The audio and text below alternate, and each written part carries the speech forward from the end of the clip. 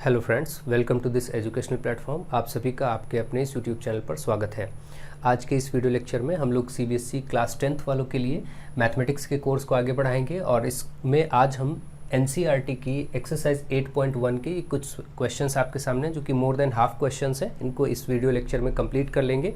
आप लोग अपने सारे फ्रेंड्स को वीडियोस को शेयर करते रहिए, लगातार अपने फ्रेंड्स को जोड़ते रहिए, ठीक है। तो ये क्वेश्चंस भी सीखेंगे और कुछ बेसिक्स भी देखेंगे। तो चलिए सबसे पहले कुछ बेसिक्स सीख लेते हैं, कुछ आइडेंटिटीज़ हैं जो ट्रिग्नोमेट्रिक, उनको सीख लेते हैं और उसके साथ फिर इन क्वेश्चंस को सॉल्व करेंगे और कंप्लीट आपको डिटेल्ड एक्सप्लेनेशन दिया जाएगा, अच्छे से चीज़ों को सिखाया जाएगा।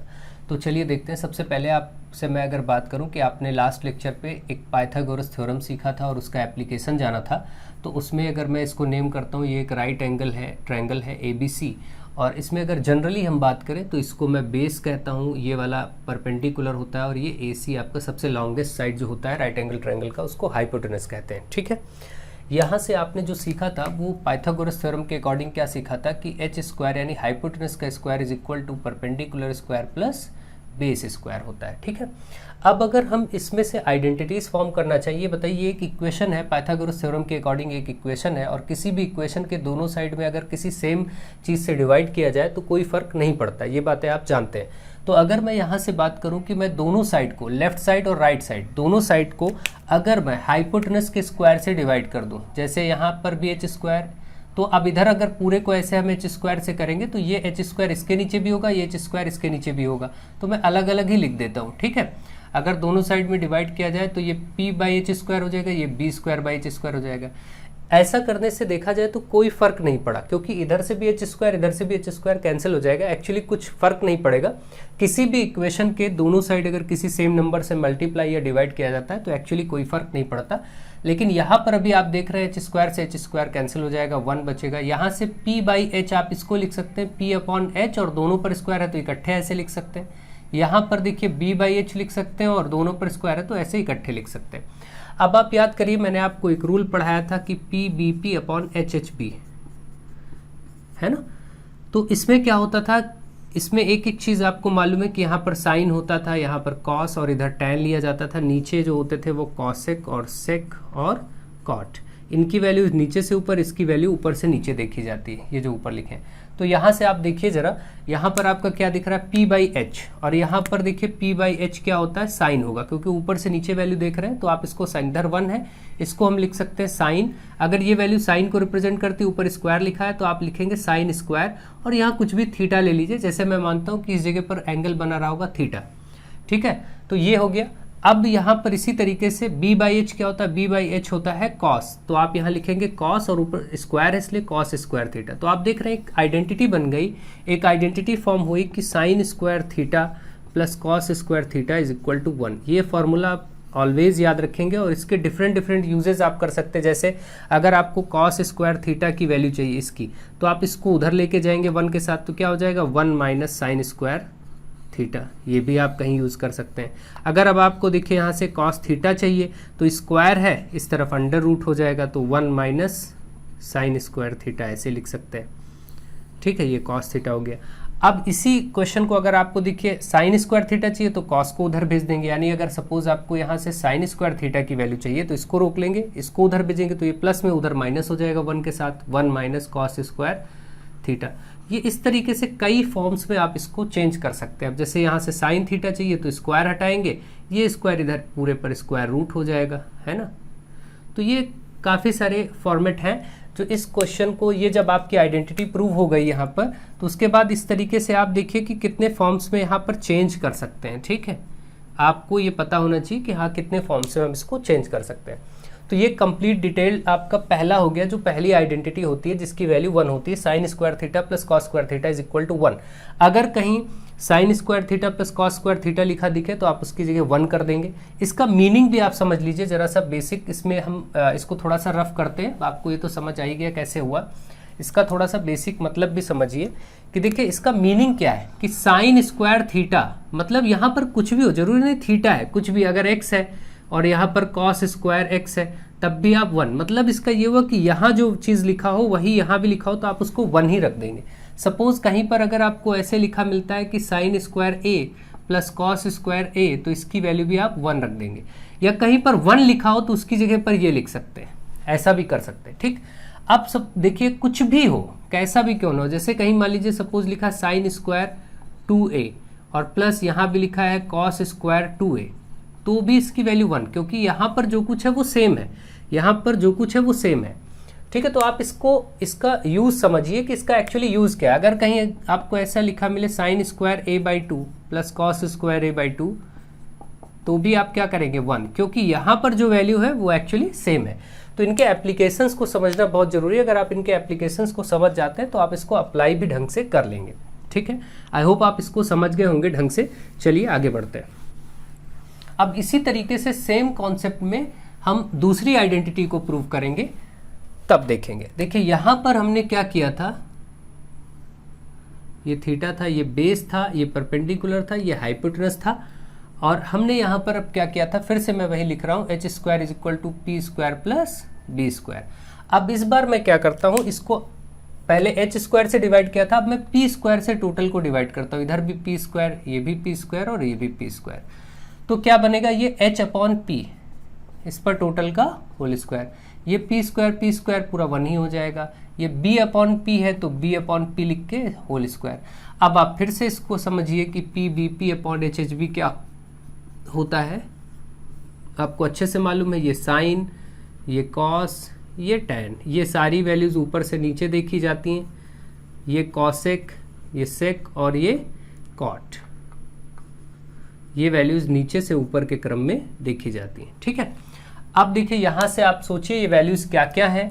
h by P, h by P कहाँ होगा, ये h से p, नीचे से ऊपर तो कॉसेक होगा, तो इसकी जगह हम रख सकते हैं कॉसेक, और ऊपर स्क्वायर है तो कॉसेक स्क्वायर, और यहाँ थीटा ले लीजिए। ठीक है, बराबर यहाँ पर 1 और plus b upon P, b upon P कहाँ पर है, देखिए ऐसे इधर से नीचे से ऊपर, तो कॉट हो जाएगा, इसकी जगह नीचे से ऊपर वैल्यू लेंगे तो ये कॉट आ जाएगा, तो आपका हो जाएगा कॉट का स्क्वायर थीटा। तो आप देख रहे हैं कॉसेक स्क्वायर थीटा और इधर 1 प्लस कॉट स्क्वायर थीटा। अब इसको कॉट को इधर ले आइए तो ये हो जाएगा कॉसेक स्क्वायर थीटा, माइनस हो जाएगा, ये कॉट इधर आएगा तो माइनस कॉट स्क्वायर थीटा, और इसकी वैल्यू 1। तो यहाँ पर भी देख रहे हैं एक आपके पास ऐसे आइडेंटिटी आ गई। ठीक है, कि cosec square theta minus cot square theta is equal to 1। तो आप अगर यहाँ से अब देखिए इसका यूज़ क्या क्या होगा, कि अगर हमें कहीं कॉसेक स्क्वायर थीटा लिखना है तो इसको उधर भेज देंगे 1 प्लस कॉट स्क्वायर जो ऊपर लिखा है। ठीक है, अगर हमें कहीं कॉट स्क्वायर चाहिए, कॉट स्क्वायर थीटा, तो कॉट इधर रोकेंगे, इस 1 को इधर भेज देंगे, तो ये हो जाएगा कॉसेक स्क्वायर थीटा माइनस 1। ठीक है, ये देख सकते हैं, चाहे आप ये बोले या फिर ये बोले एक ही बात है, या फिर ये वाला लिखें एक ही बात है। तो इस तरीके से डिफरेंट यूजेस इधर उधर कर सकते हैं। अगर कहीं cosec square theta minus cot square theta दिखे तो उसकी जगह 1 लिख सकते हैं। अगर कहीं 1 दिखे, सपोज कहीं 1 लिखा है, तो इसके प्लेस पर भी ये लिख सकते हैं। मतलब क्या, cosec square theta minus cot square theta, क्योंकि इसकी वैल्यू 1 है ना, तो अगर कहीं 1 लिखा हो तो 1 के प्लेस पर भी ये लिख सकते हैं जो इधर आपको लिखा गया है। ठीक है, तो आई होप ये सारी चीज़ों को आप समझ रहे होंगे कि इनका यूज़ कैसे है, क्या क्या यूज़ आप कर सकते हैं। ठीक है, चलिए एक और अगली आइडेंटिटी को देखते हैं और उसको भी समझ लेते हैं। यहीं पर सपोज फिर से हम लिखते हैं H square is equal to P square plus B square. इस बार मैं बेस के स्क्वायर से डिवाइड करूंगा दोनों तरफ। पहले मैंने हाइपोटेनस के स्क्वायर से डिवाइड किया पाइथागोरस थ्योरम को, फिर परपेंडिकुलर पी स्क्वायर से डिवाइड किया, अब मैं बी स्क्वायर से डिवाइड करता हूँ। तो ये आपको देखने को मिल रहा है h बाई बी, और होल स्क्वायर है तो होल स्क्वायर लगाएंगे। ये p बाई बी देखने को मिल रहा है तो p बाई बी लिख के होल स्क्वायर करिए, क्योंकि दोनों पर स्क्वायर है तो ऐसे ही इकट्ठे लिख सकते हैं, और ये कट के 1 हो जाएगा।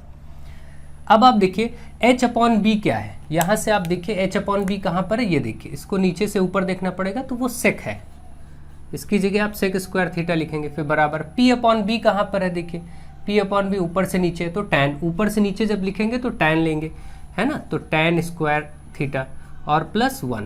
अब आप देखते हैं यहाँ से एक ये आइडेंटिटी है। दूसरा, अगर आप इस टैन स्क्वायर को इधर लाएंगे तो sec square theta minus tan square theta is equal to 1 हो जाएगा। ठीक है, ये आपकी आइडेंटिटी बन गई। ऐसे लिख सकते हैं, सेक स्क्वायर थीटा की जगह 1 प्लस टैन स्क्वायर थीटा लिखा जा सकता है। Sec square minus tan square theta कहीं हो तो 1 लिख सकते हैं, या 1 कहीं हो तो sec square theta minus tan square theta लिख सकते हैं। ठीक है, अब अगर सपोज टैन स्क्वायर थीटा चाहिए कहीं पर, तो टैन स्क्वायर थीटा रोकिए, 1 को इधर लाइए, सेक के साथ क्या हो जाएगा, सेक स्क्वायर थीटा माइनस 1। ये सब फॉर्मेट में आप इन चीज़ों का प्रयोग कर सकते हैं, इन आइडेंटिटीज़ का प्रयोग कर सकते हैं। ठीक है, तो ये आपको समझ में आ रहा होगा कि कैसे कैसे इनको सबको प्रयोग कर सकते हैं, कैसे कैसे यूज़ किया जा सकता है। आप बहुत अच्छे से इन चीज़ों को समझ रहे होंगे। आई होप आप इनके एप्लीकेशंस को समझ गए होंगे। अब जो आइडेंटिटीज़ तीनों हमने लिखी हैं उनको मैं एक साथ लिख देता हूँ, उसके बाद ये आगे काम आएगा। अभी तो फिलहाल फर्स्ट एक्सरसाइज में नहीं काम आएगा, बट फिर भी मैंने एक साथ सोचा आपको समझा दिया जाए। एक आइडेंटिटी आपने देखी कि sine square theta plus cos square theta is equal to 1। एक आइडेंटिटी आपने देखी sec square theta minus tan square theta is equal to 1। Sec के साथ टैन होता है माइनस में, ये प्लस में होता है, बाकी दोनों माइनस में। एक कॉसेक स्क्वायर थीटा, इसके साथ माइनस में कॉट है स्क्वायर में, इज इक्वल टू 1। ये आपने तीन आइडेंटिटीज एक साथ अभी सीखी और इनके डिफरेंट डिफरेंट यूजेस सीखे कि कैसे इनको कन्वर्ट करके कहाँ कहाँ प्रयोग किया जा सकता है। ठीक है, आई होप आप इनके यूजेस को अच्छे से सीख गए हैं, समझ गए हैं। अब चलिए, ये जब आएंगे आगे तब हम देखेंगे। अभी के लिए मैं इसको हटा रहा हूँ। अब आगे बढ़ते हैं और एक्सरसाइज के क्वेश्चंस को सॉल्व करते हैं। देखिए क्वेश्चन नंबर 1 आपके सामने है। क्वेश्चन नंबर 1 में आपसे क्या कहा गया है इसको समझिए। क्वेश्चन नंबर 1 में कहा गया in triangle ABC right angle at B, मतलब एक आपको राइट एंगल ट्रायंगल बनाना है जो कि आपका नाम है ABC और ये B पर 90 डिग्री। ABC हमने किया, यहाँ B पर 90 होना चाहिए। देखिए ABC ट्रायंगल बनाइए और B पर 90 होना, लिखा है ना राइट एंगल एट B, जिसमें AB 24 है, AB की वैल्यू 24 है, ठीक है, और BC की वैल्यू 7 है, यानी ये वाला 7 है, ठीक है। तो डिटरमाइन करना है, ये कुछ वैल्यूज है। आपको मालूम है कि जब किसी राइट एंगल ट्रायंगल में दो साइड्स पता होती तो तीसरी साइड हम पता कर पाते हैं किसकी हेल्प से, with the help of Pythagoras theorem, h square is equal to p square plus b square. इसकी हेल्प से अब हम ये वैल्यू फाइंड कर लेंगे। देखिए अब ये वैल्यू कैसे फाइंड होगी, h स्क्वायर आपको फाइंड ही करना है। h की वैल्यू यहाँ आपके लिए है AC, तो मैं इसका नेम लिख देता हूँ AC और ऊपर स्क्वायर है, स्क्वायर कर देते हैं। पी स्क्वायर परपेंडिकुलर, इसमें क्या होगा, देखिए अब जनरली अगर देखें हम इसके इसी डायग्राम के हिसाब से देखते हैं ए के अकॉर्डिंग, तो ये परपेंडिकुलर है। फिलहाल अभी के लिए हम क्या करते हैं, यहाँ पर परपेंडिकुलर 7 है तो इसको आप 7 रखेंगे, ठीक है, प्लस बेस का स्क्वायर यानी 24, तो 24 रख दीजिए। अब आप देखिए 7 का स्क्वायर 49, 24 का 576, इधर आपका AC स्क्वायर, इसको ऐड करेंगे तो आपका ये हो जाएगा 625 भाई 9 6 25 हो ही जाएगा, 9 6 15 5 और 4 7 11 1 12 5 1 6, ठीक है। AC स्क्वायर की वैल्यू 25, तो AC की वैल्यू जो होगी रूट ऑफ 625, AC स्क्वायर की वैल्यू 625, AC की value root of 625, that will be 25। आप सभी जानते हैं कि 625 का जो स्क्वायर रूट होता है वो 25 आता है, ठीक है। तो ये आपका हो गया 25 सेंटीमीटर, ये भी वैल्यू आ गई। अब जब ये वैल्यू एक बार आ जाती है फिर आपसे कुछ भी पूछा जाए आप बता लेंगे। जैसे सबसे पहला आपसे ये पूछा गया है कि साइन ए क्या होगा। साइन ए आपने पहले तो बहुत अच्छे से एक चीज़ सीखी है, ये PBP अपॉन HHB, इसको ऑलवेज आप रिमेंबर रखें, धीरे धीरे आपको ये आपकी प्रैक्टिस में आ जाएगा। यहाँ से आपको मालूम है कि ये साइन होता है, ये कॉस होता है, इधर टैन, और ये कॉसेक, सेक और ये कॉट, ये नीचे से ऊपर वैल्यूज होती हैं, ये वाली ऊपर से नीचे वैल्यूज ली जाती है, ठीक है। तो अब देखिए साइन ए, यहाँ पर रेफरेंस एंगल भी दिया गया ए, तो ए वाला एंगल आप लेंगे, ये वाला एंगल, इसके सामने वाली साइड परपेंडिकुलर होगी, यानी ये साइड जो 7 है ये परपेंडिकुलर होगा। जब आपको ए लिखना है पहले तो आप साइन देखिए P अपॉन H होता है, परपेंडिकुलर अपॉन हाइपोटेनस। अब आप देखिए साइन ए एंगल के अकॉर्डिंग परपेंडिकुलर डिसाइड होगा, ए एंगल के ठीक अपोजिट वाली साइड BC है जो कि परपेंडिकुलर होगा 7, तो आप यहाँ पर 7 रखेंगे। और हाइपोटेनस की वैल्यू देखिए 25, इसलिए 7 अपॉन 25 इसका आंसर हो गया। नेक्स्ट पार्ट में आपसे कहा गया है कॉस ए, ठीक है। अब आप कॉस ए फाइंड करेंगे तो कॉस एक्चुअली क्या होता है, बेस अपॉन हाइपोटेनस, तो आप इसको लिखेंगे बेस अपॉन हाइपोटेनस।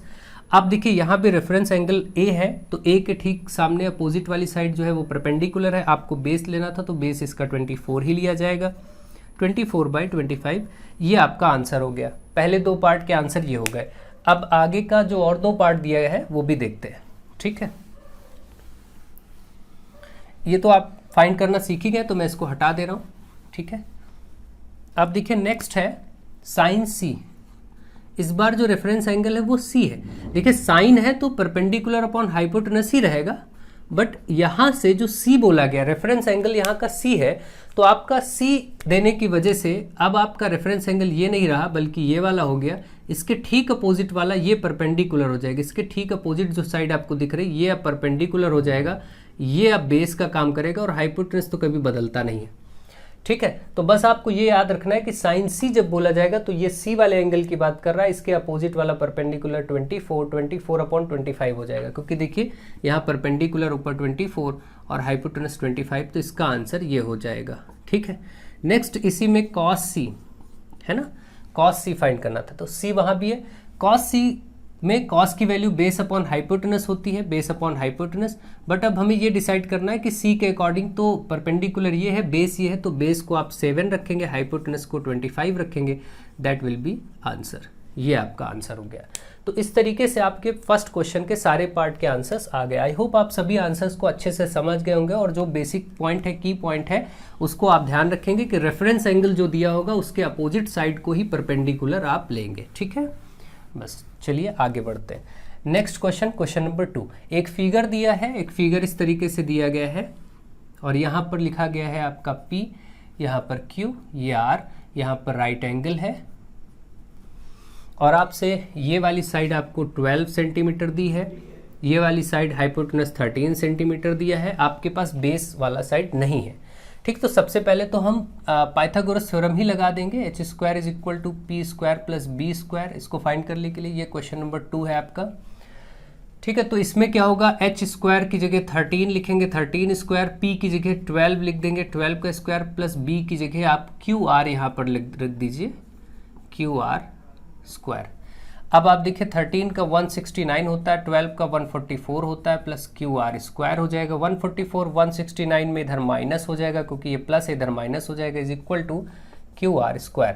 169 से 144 माइनस होगा तो कितना आएगा, 25, और ये QR², तो QR इज इक्वल टू आप लिखेंगे तो √25 हो जाएगा, क्योंकि स्क्वायर इधर स्क्वायर रूट हो जाएगा। QR की वैल्यू हो जाएगी 5, ये आपकी वैल्यू आ गई 5 सेंटीमीटर। ठीक है, इस तरीके से आपके तीनों वैल्यूज तीनों साइड से आपके सामने आ चुकी हैं। अब आपसे कुछ भी कहा जाए आप फाइंड कर सकते हैं। जैसे यहाँ से आपसे कहा गया है कि आप फाइंड करिए tan P - cot R। ठीक है, अब आपको मालूम है वही रूल PBP/HHB, आप इसी को अप्लाई करेंगे। ठीक है, मैं अभी लिखता हूँ बार बार, फिर मैं लिखना बंद कर दूंगा, आप इसको समझ जाएंगे आगे। साइन, कॉस, टैन, और ये आपका कॉसेक, सेक और कॉट, ये वैल्यूज नीचे से ऊपर, ये वैल्यूज ऊपर से नीचे। अब आप देखिए यहाँ से आपको tan P लेना है, तो सबसे पहले तो यहाँ पर P, इस पर ध्यान दीजिए कि रेफरेंस एंगल क्या है, P वाला है। जब यहाँ से tan P की वैल्यू लेनी है, एक्चुअली tan P अगर आप इधर साइड में लिखना चाहें तो लिख लीजिए, tan क्या होता है, tan होता है P/B, परपेंडिकुलर अपॉन बेस। लेकिन अब ये P वाला एंगल है, इसके सामने वाली साइड को परपेंडिकुलर लेंगे, P के सामने, मतलब 5, और बेस फिर क्या हो जाएगा, 12। ठीक है, इसी तरीके से cot R, अगर आप cot R की वैल्यू लिखेंगे तो cot की वैल्यू क्या होती है, देखिए cot तो नीचे से ऊपर देखा जाता है, B/P, ये होगा B/P। अब R यहाँ पर एंगल R है, रेफरेंस एंगल R है, तो R के सामने वाला परपेंडिकुलर होगा, ये बेस होगा, और ये हाइपोटेनस होगा। तो R के सामने परपेंडिकुलर, हमें क्या चाहिए, पहले बेस फिर परपेंडिकुलर। बेस है 5, परपेंडिकुलर 12, ये भी आ गया 5/12। ठीक है, तो cot R भी 5/12 और tan P भी, देखिए tan P जब P ये था तो परपेंडिकुलर ये हो गया था, परपेंडिकुलर अपॉन बेस। ठीक है, cot में R है, बेस अपॉन परपेंडिकुलर, लेकिन R है तो R के सामने वाला परपेंडिकुलर होगा, तो इसका बेस तो 5 ही रहेगा, और 5/12, दोनों की वैल्यू आ गई सेम। ठीक है, अब यहाँ पर वैल्यू पुट कर दीजिए, 5/12 - 5/12, जो कि कट के 0 हो जाएगा, आंसर इज 0। इस क्वेश्चन के लिए आंसर 0 हो गया। ठीक है, आई होप आपको ये क्वेश्चन समझ में आ गया होगा अच्छे से। चलिए आगे बढ़ते हैं, next question, question number 3 solve करते हैं। अब क्वेश्चन नंबर 3 देखते हैं। क्वेश्चन नंबर 3 में आपसे कहा गया if sine A is equal to 3/4, अगर साइन ए की वैल्यू क्या है, 3/4, तो कैलकुलेट आपको करना है cos A and tan A. Sine A 3/4 है, तो आप सबसे पहले क्या करेंगे, एक राइट एंगल ट्रायंगल बनाएंगे।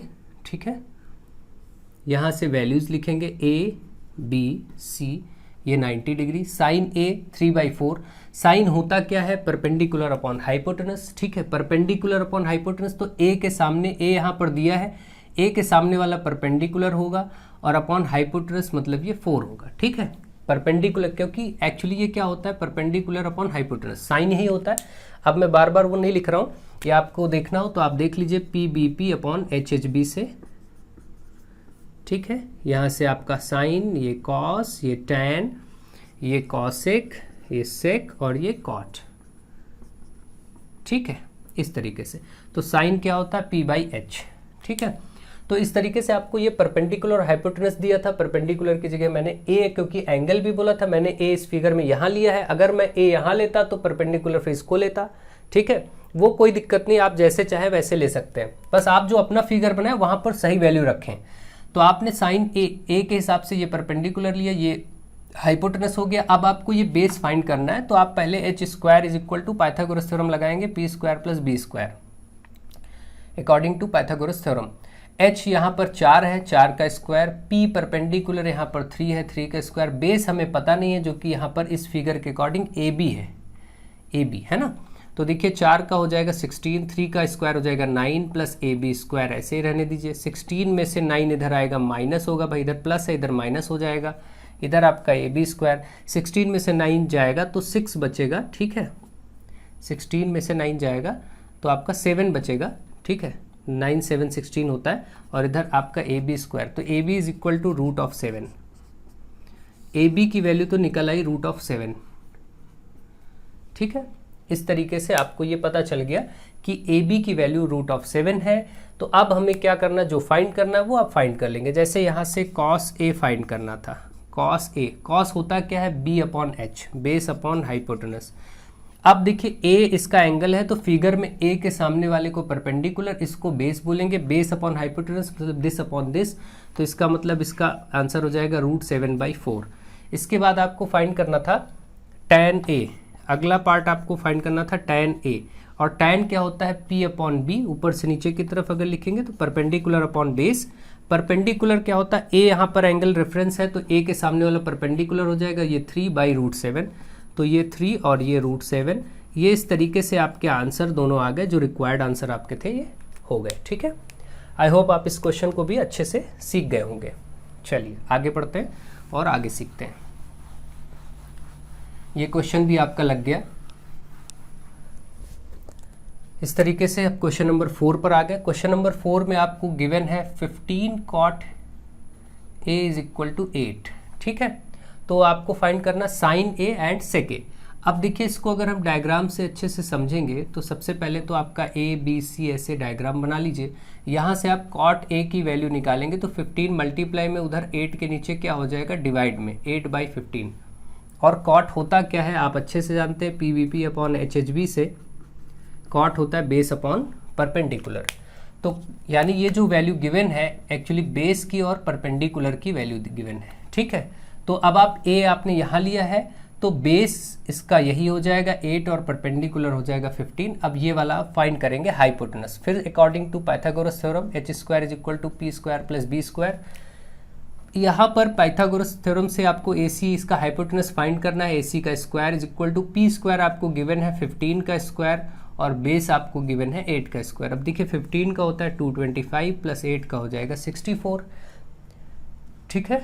तो यहाँ से AC², अब आप AC फाइंड करेंगे तो 25 और 64 को आप ऐड करिए, 549 628 289। तो AC की वैल्यू, क्योंकि AC² की वैल्यू 289 है, तो AC की वैल्यू हो जाएगी 289 का square root, that will be equal to 17।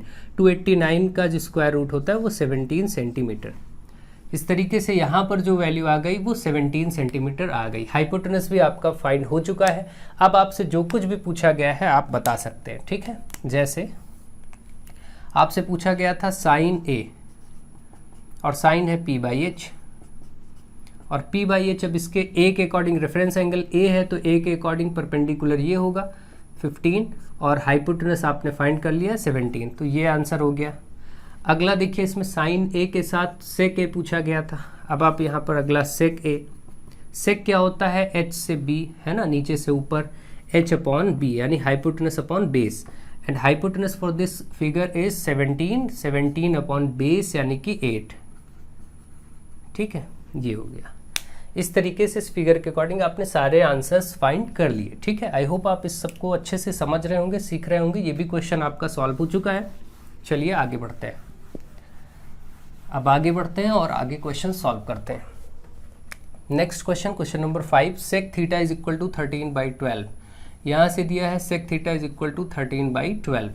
Then calculate all other trigonometric ratios, बाकी के सारे ट्रिग्नोमेट्रिक रेशियोज बताइए। कितने ट्रिग्नोमेट्रिक रेशियोज आपने पढ़े? 6 टाइप ऑफ ट्रिग्नोमेट्रिक रेशियोज, जिसमें से एक आपको सेक इन्होंने दे रखा है, 5 आपको फाइंड करने हैं, ठीक है। तो चलिए इसके लिए भी फिगर बनाते हैं। फिगर तो बनाना ही पड़ता है ऐसे क्वेश्चंस में। आप इसको थीटा इन्होंने दिया है, यहाँ पर मैं थीटा मान लेता हूँ, इसको मैं ABC ऐसे कर लेता हूँ ट्रायंगल को, ठीक है। अब सेक क्या होता है, फिर से वही आप समझिए, PBP/HHB, ये आपका H/B होता है सेक, यानी कि यहाँ पर आपका हो गया H/B, यानी आपको हाइपोटेनस दिया है 13 और बेस आपको दिया है 12। तो ये आप फाइंड करेंगे अकॉर्डिंग टू पाइथागोरस थ्योरम। इसको सबसे पहले फाइंड कर लीजिए। तो h² is equal to P² + B²। h की वैल्यू है 13 का स्क्वायर, परपेंडिकुलर आपको फाइंड करना, जो कि यहाँ पर BC है। इस फिगर में हमारा BC इसका नाम, इसको आप PQR कुछ भी लेट कर सकते हैं जैसा आपका मन करे। बेस यहाँ पर 12 था, 12 लिख दिया। देखिए 13 का स्क्वायर 169, BC स्क्वायर ऐसे रहेगा, ये आपका 144, प्लस में इधर माइनस हो जाएगा, तो आपका बेस का स्क्वायर, अब ये माइनस होकर 25 बचेगा। बेस का स्क्वायर इज इक्वल टू, यानी यहाँ पर आपका BC था, तो आप इसको BC लिख लीजिए। तो BC की वैल्यू आ गई आपकी √25 और ये होगा 5 सेंटीमीटर। इसका मतलब ये वैल्यू आ गई 5 सेंटीमीटर, ठीक है। आपको बेस की वैल्यू मिल चुकी। अब आप कुछ भी फाइंड करिए। इन्होंने कहा था ऑल अदर ट्रिग्नोमेट्रिक रेशियोज, मैं इसको हटा दे रहा हूँ क्योंकि मुझे वैल्यू सारी मिल चुकी हैं, तो मैं इसको हटा दे रहा हूँ। पाइथागोरस थ्योरम आप सभी जानते हैं। देखिए सेक हमें मालूम था, सबसे पहला हम साइन से शुरू करते हैं, तो साइन A है ना। तो यहाँ बल्कि थीटा था तो थीटा ही ले लेते हैं, साइन थीटा।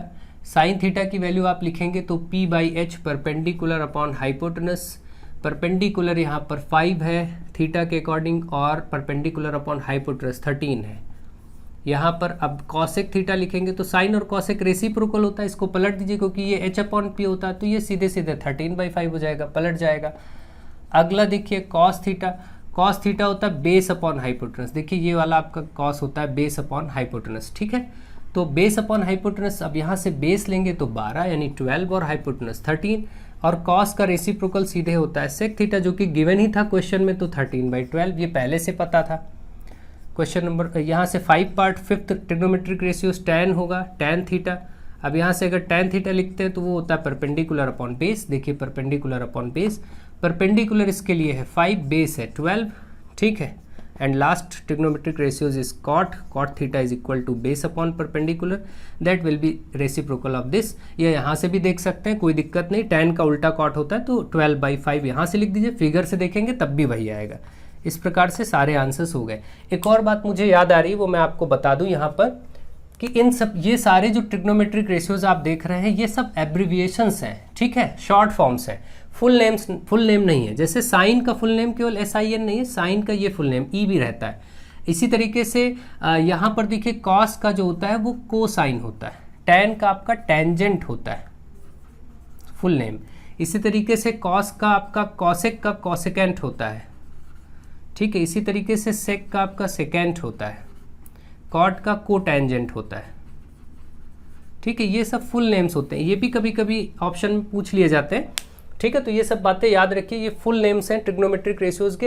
इनके एब्रीविएशन देखिए, साइन का सिर्फ इतना पार्ट, कॉस का इतना पार्ट, टैन का इतना पार्ट, कॉसेक का इतना पार्ट, सेक का इतना पार्ट, कॉट का, ये इनके एब्रीविएशंस यानी शॉर्ट फॉर्म। एब्रीविएशंस का मतलब क्या होता है? Short forms. तो शॉर्ट फॉर्म्स यूज हो जाते हैं, ठीक है, फुल नेम नहीं लिखा जाता है, ठीक है। तो आई होप आप इस बात को भी समझ गए होंगे।